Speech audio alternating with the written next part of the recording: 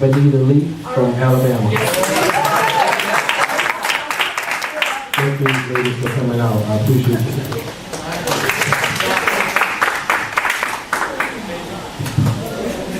We'd like to thank Coach Long for giving us an update on the Lady Blue Devils basketball team.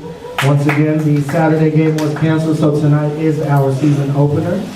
5:30 in the battlefield at Dent Hall, and we are facing Loyola University in New Orleans. They are the number 13th ranked team in the nation in the NAIA, so we do ask for your support and we appreciate you. Yes, sir. They were 13. Before tonight, yeah, after tonight, because he's no more. Wonderful. So let's come out and support our Lady Blue Devils tonight. All right, our last update of the luncheon comes from none other than the new men's basketball coach. Has his debut tonight, maybe in the sweater vest, we'll see. But we'll invite Coach Mike Newell to come up now. Thank you. Welcome all the new faces. We certainly appreciate that. This is a weekly event, so spread the word.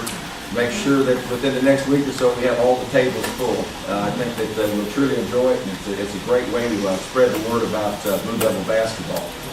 It was a long trip back, 14 hours, and it was terrible what went on and what took place, and all of our guys were looking forward to playing. The only good thing about it was that we're still undefeated.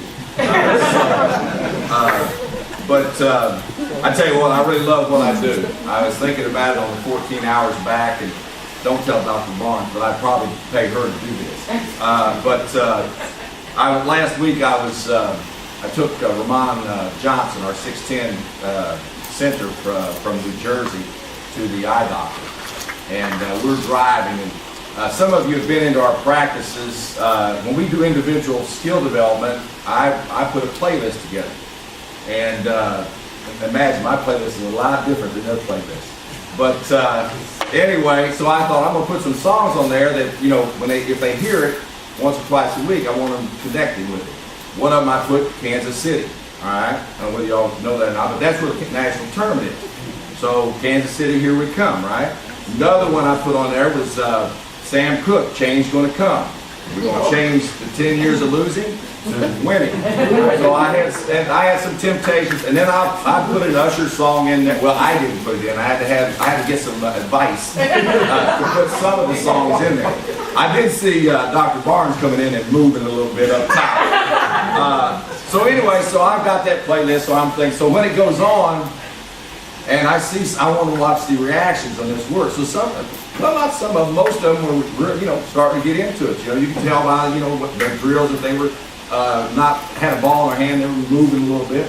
I saw Ramon, though. Ramon was really moving a lot for 6'10", and he doesn't move a whole heck of a lot. But, so anyway, so we're driving down, and we got to visiting, and of course, anytime you get alone with these kids, I love to visit with them, just pick their brains, find out what's going on. And we got to talking about that, and he said, and I started explaining to him, okay, now look, the reason I picked these songs are all for a reason. Pay attention on this. And I mentioned this, what I just mentioned to you. I said, but I noticed you was really getting into it. He says, Coach. He says, I really love it. And I says, you did? He says, yeah. He says, man, it took me back. And I says, really? He says, I'm like, he says, it took me back when I used to stay with my grandma and listen to her playlist or listen to her songs. Says, I thought I was back with my grandma. But yes, indeed. So, but anyway, we opened up tonight also, and had a chance to see them play Saturday. They played Loyola, and they lost to Carver Bible is who we opened up with. They played Xavier Friday night and lost by 10, I think. It was a 3-4 point game the whole way. And so when you hear the score as we were coming back on that 14-hour trip, you think, well, maybe Xavier's not as good, or maybe Carver Bible's a lot better, because I've heard two different things. Of course, obviously, you can't pay attention. I mean, you got to play the game. You can't compare scores. But Carver Bible last year, some of our guys, Dennis Hightower, saw them play Pikeville, which is where he was at in Kentucky. who was ranked number 2 in the country this year. But he said, Coach, they're terrible. And that Pike will be 146 to 66. I said, well, just keep that to yourself. Don't be spreading that around on other players. But anyway, they did. So yeah, I didn't know what to expect when I went to see Loyola. And when I went over there and I saw their team, they're good. They're athletic, and they've got size. They've got 5 Nigerians. They go 6'10". They got 2 or 3 6'7", 6'8", and we're really fast. We've got great speed, and we shoot the ball well. We don't have that, as I said, I told Dr. Kimbrough, we don't have that bounce guy. We don't have that guy that is going to, make you ooh and ah from the standpoint of a big dunk or anything like that. They've probably got 7 athletes better than our best athlete as far as jumping goes. But as far as skill level goes, we have more skill as far as shooting, passing, ball handling, things of that nature. And being an old school coach, I would prefer that as opposed to the athlete. Now, I'd like to have the combination. That's what I plan on eventually getting in here. But so it's going to be a game. All you people that are going to sit in the first, second, third, fourth row, you might want to make sure you pay attention, because there's going to be they're going to block some shots that's going to come in the bleachers. It's going to come hard. So they've got those guys that, they swat going up, and then they swat at you coming down. So, but they actually had Loyola down 10 points with 3 minutes to go, and it went into overtime. And Loyola came out on top, beat them in overtime, so they're 0-2. But it should be a great game. It should be a great opening game. And I know that with Coach opening up with Loyola, I know Loyola's going to bring people over, so it should be a great night at the battlefield. 2 great games, and I'm really looking forward to it. And I know our kids are. They were very, very disappointed on the game getting canceled Friday. But we feel like that we're going to start 4 juniors and either 5 juniors or 4 juniors and a sophomore. We'll start Dennis Hightower, a 6-foot guard from Illinois, a junior. Dexter Portia, 6'2" guard out of Stevens, Arkansas. Christian Clark, a 6'6" guard out of Mississippi. Dimitri Austin, 6'7", junior out of Washington, D.C. And we're either going to start DJ Reed, a 6'5", junior out of Arkansas, England, Arkansas, or we're going to start Ramon Johnson, a 6'10", sophomore out of New Jersey. So, but we'll play 8 to 10 players, maybe more. I think I spoke last week about they're trying to change the game from the standpoint that they want to become more finesse and less physicality. So they're calling, there's actually a couple games that I saw 90-some free throw shots. And so I think Loyola shot 40-some the other night, the other afternoon, and I don't know what Carver shot for sure, but anytime you get in that 50, 60, 70 free throw range, then it's going to make for a long night. So don't think you're going to get home and be able to watch one of your favorite movies, because it's probably going to be a long night, because they're doing it on the women's side also. And so we're going to have to play a lot of players. Generally, when you have that, you got to have some depth. But I feel good about our depth. I think that we've got 10 or 11 young men that can help us. At this time, I want to open it up to questions on the game tonight. We do play St. Thomas Saturday over in Houston, and then we get our chance next week to play. On Tuesday, LSU Alexandria, who are, I think they're 3rd or 4th in the country. And then Life University will be in here on Thursday, and they've won a couple of national championships. So next week is our big week, but we're trying to take them one game at a time, and tonight is the most important. Any questions? All right, so I'll start off asking the same question basically Okay. that I asked Coach Long about. I'm always concerned about the mental of the team, because I think a lot of our losses have been because of mental issues and not because of basketball. So I'm just, how do you deal with this mental part? Well, as Coach Rome mentioned, we talk about this When we first got started, in fact, I brought it up again yesterday. We always, after we stretch, we bring them together. But we always talk about, because I always try to teach life lessons through the coaching aspect of it. And one of the life lessons is you're going to face adversity. Life is not going to be where you start down here and then you just slowly climb. It's going to be one of those deals where something's going to knock you down a notch, then you find out what you're made of. You're going to get up, start climbing again. And so that's what we talked about yesterday. And so when you mentioned that way back when, then like yesterday, I said, remember, everybody made it back safe and sound, have y'all recovered from the trip? And of course, yes. And so I said, I mentioned to them, I said, remember I talked to you about this, that's back when we started. This is not going to be all fun and games. We're going to face tough situations. And I said, that was one of them. And I said, we faced the disappointment of not playing, and then we got to face the fact of 14 hours on the road. And I said, so now that's behind us. Now we get a chance. Hopefully you've got your rest. We're over that. We're not going to worry about it. Can't control it.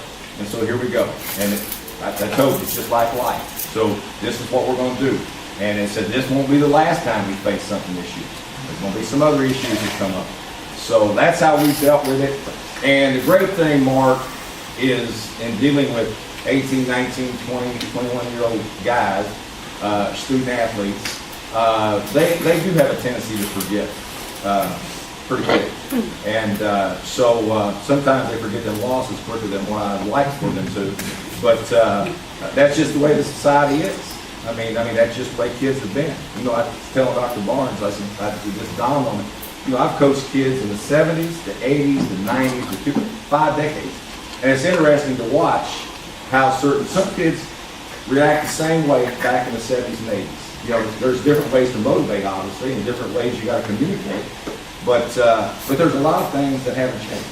And but that is one of them. A loss. Kids nowadays, last 2 decades, they get over a loss a lot quicker than kids back in the 90s, 80s, and all that. Any other questions? Yes, Ms. Smith. Do the student athletes and or you feel the pressure of the community of Luncheon right now? Typically with a new program or a new coach, you have that small grace period of just transition. But here at Bleu, like you mentioned, 10 years is not really true to having a winning team. And for me, it's been 5 years. I'm not sure having a winning team. So a lot of people that win out because we want to feel the battlefield, not just on the Xavier and Bleu Classic. We want to feel the battlefield every night. So do you or your team feel that pressure? And if so, how do you guys handle that pressure? Well, I always, first of all, you know, I always do my research and of course, obviously, found out all I can. And, you know, and then once you find out the problems, then you try to find out, okay, well, why did that happen? Okay, why was that happening? And, you know, and I've got my own reasons that I won't share, but you share that with your kids. And once again, that's in the past. That doesn't control, our kids don't know anything about that. So what we tried to do was to recruit kids that had been with winning programs. They don't know anything about losing, okay? And so, because that's important. And so that's one thing that we did. And then there's, I try to motivate, one of the stories I tell them that to try to motivate is, I said, let me just throw something at you to see if you can grasp this, of how important this is. I says, the seniors walk down the oaths for graduation. And I say, let's say that they graduate 100 seniors every year. So that means that over a 10-year period, there's been 1,000 or more seniors who have walked down the oaths who have never experienced a winning men's basketball team. And then I say, guess what? That's going to stop. This freshman class is going to be the first one, and this senior class is going to be. So that's what I want them telling those students out there. We're going to bring you the first winning season, and not just one. We plan on continuing. So that's, you know, I want them to know what has been going on, but I want them to know that we didn't have anything to do with that, but we do have, and we can control, and how important it is to students. Mark knows this.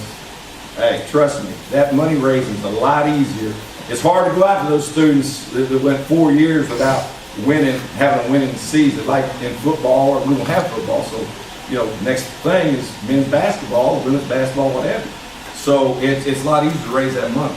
And, but I want our kids to embrace it, I want them to understand it, but I also want them to know that they control what we're going to do. Anything else?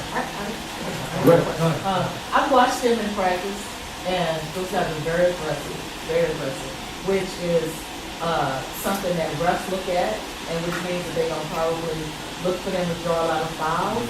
How do you get those guys, how do you get them to calm down and kind of be cautious of that? Dean Charles, you're going to see a lot of zone defense tonight, probably. Okay. But I don't know. I don't like playing zone, but I'm going to whatever it takes to win. But yeah, our kids are aggressive. Yeah, one of our kids, Dennis Hightouch, said, Coach, you realize we need to get some rhythm for this